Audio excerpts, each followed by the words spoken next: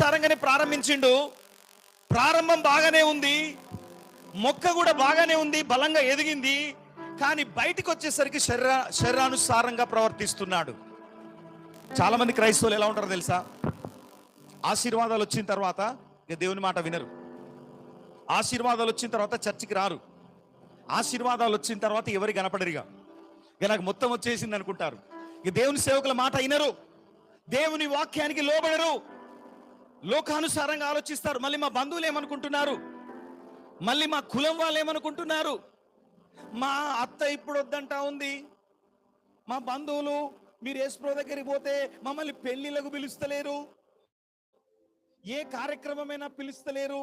కాబట్టి ఇప్పుడు సంఘము కంటే, సేవకుల కంటే, దేవుని కంటే మాకు మా బంధువులే కావాలి.